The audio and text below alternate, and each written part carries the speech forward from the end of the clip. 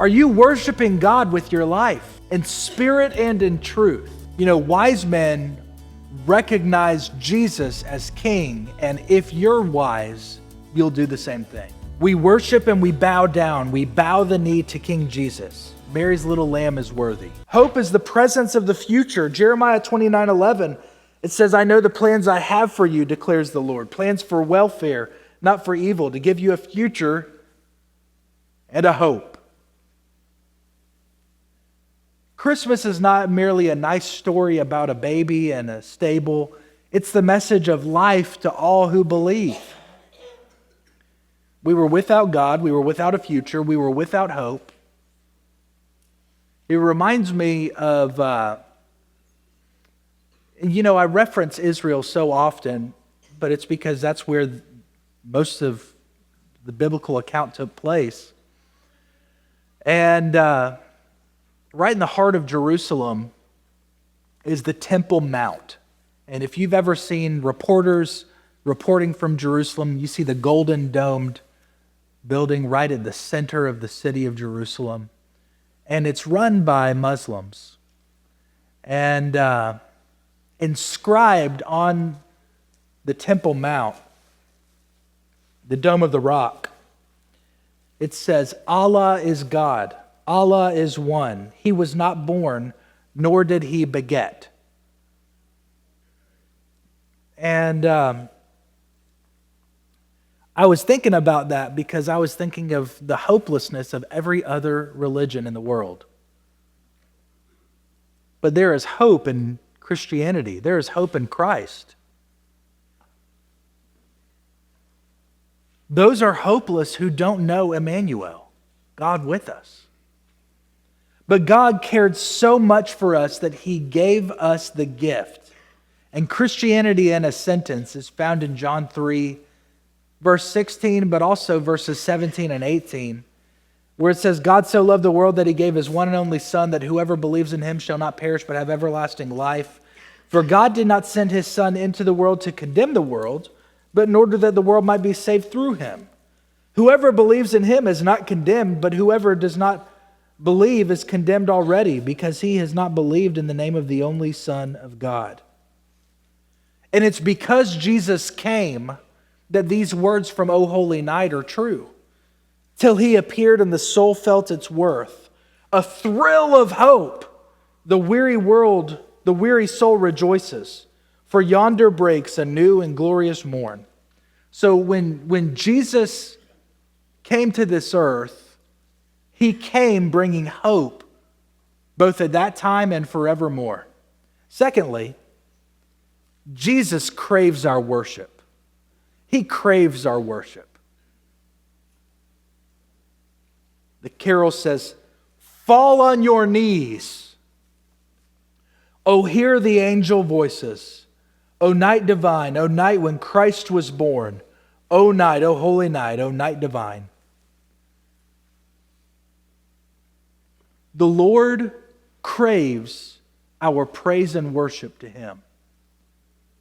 He craves our prayers.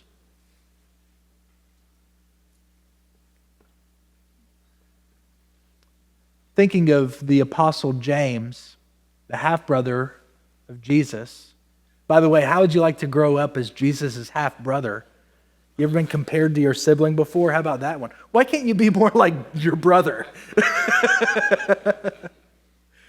But anyway, I was thinking about James for this point.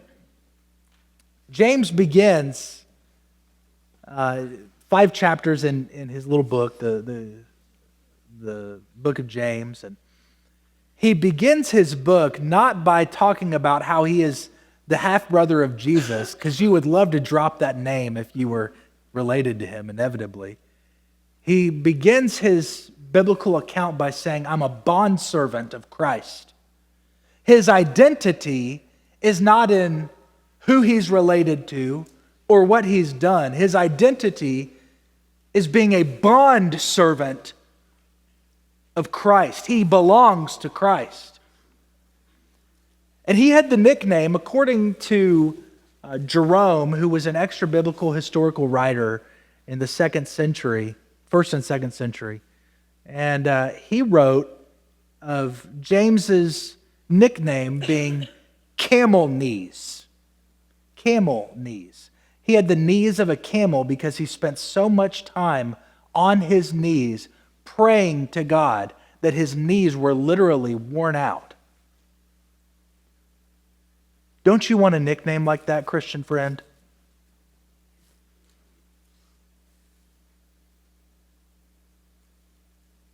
Glory and praise to God in the entire Christmas story is found because of our craving for worshiping Him. Beyond respect for God, there is reverence to God. And the Bible tells us we can come boldly to the throne of grace.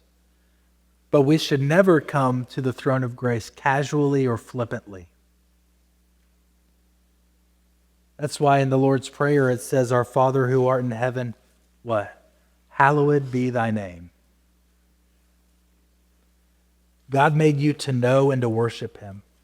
And the purpose of life is to glorify God. The hymn that we're looking at today, it describes the wise men coming before the Christ child. I want you to hear just a few more lines from these lyrics. It says, "So led by light of a star sweetly gleaming, here came the wise men from Orient land. The King of kings lay thus in lowly manger, in all our trials, born to be our friend. He knows our need, to our weakness is no stranger. Behold your King, before Him lowly bend. Behold your King, before Him lowly bend." Jesus craves our worship. Are you worshiping God with your life, in spirit and in truth? You know, wise men recognize Jesus as King, and if you're wise, you'll do the same thing. We worship and we bow down. We bow the knee to King Jesus. Mary's little lamb is worthy.